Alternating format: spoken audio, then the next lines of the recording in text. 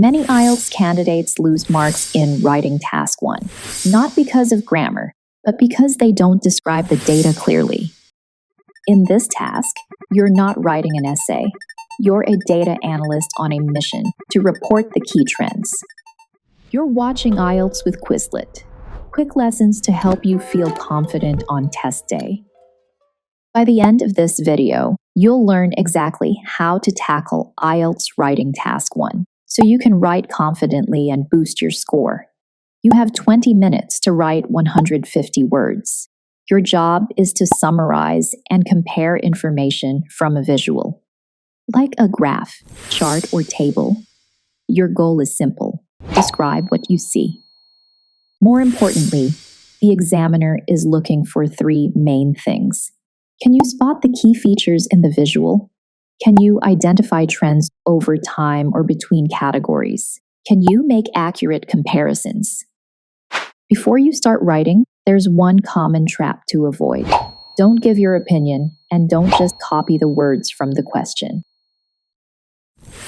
Remember, you're a reporter, not a reviewer. Just describe what the data shows. Don't judge it. Focus on describing the main features in your own words. Think of your Task 1 report as a blueprint. It has 4 parts: the introduction, overview, details, and comparison. Follow this structure to keep your report clear and organized. Since your report is your blueprint, this is the 4-step formula that builds it. 1. Paraphrase the question. 2. Give an overall trend. 3. Select key details. And 4. Make clear comparisons. For example, let's take a look at this chart that shows population growth. Remember that your overview is the heart of your report.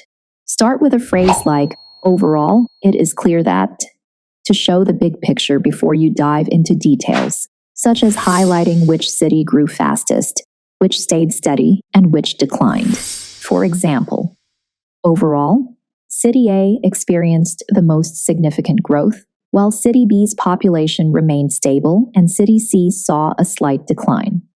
This kind of overview shows the examiner that you can summarize trends clearly without listing every number, and that you understand what the chart is really showing. A common mistake is listing every number. That's like dumping data without analysis. Examiners want patterns and comparisons, not raw stats. Think of it as sorting puzzle pieces. Group what belongs together to reveal the full picture. Once your ideas are grouped, bring them to life with accurate language. Use precise grammar and vocabulary for trends. Increase slightly, sharply, decrease, remain stable. These words show you can describe data accurately, like a professional analyst. So far, we've gone over the report structure, why the overview is so important, and the common mistakes to watch out for. Now's your turn to put those skills into action. Ready to lock it in? Tap the link for a quick IELTS practice on Quizlet, then jump back in so you can keep learning without missing a beat. Now that you've locked in the basics, let's level up your skills. Let's look at another type of visual: a pie chart and a table. These often appear together in Task 1. Think of this as scanning your data, matching each slice to its number and describing the relationship clearly. So how do we describe it? Use comparative language like, the largest proportion was, the smallest share belonged to, or X accounted for roughly a quarter of the total.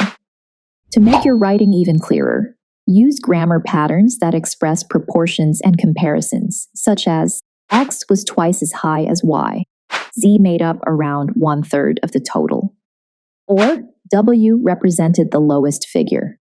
These patterns help you describe data precisely and naturally. Now, let's take it a step further. Once you can describe proportions, you also need to describe changes over time. You can do that by mixing verbs and adverbs to show how much something changes, not just that it changes. Use verbs like increase, decline, rise, fall, or plummet, and pair them with adverbs that match the scale. Slightly, gradually, steadily, sharply, or dramatically. But to use them effectively, it helps to organize your language like a toolkit. First, verbs for change. Use rise, increase, grow for upward trends, and fall, drop, decline, decrease for downward trends. For sharper movement, choose surged or plummeted. For smoother ones, say climbed or fell gradually. Next, adverbs for degree. These help you show how big or small the change is. Combine them with your verbs for precision. Small movement, slightly, marginally. Moderate, steadily, gradually, moderately. Strong or dramatic, sharply, significantly, dramatically. For example, you can say, the sales increased significantly in 2019.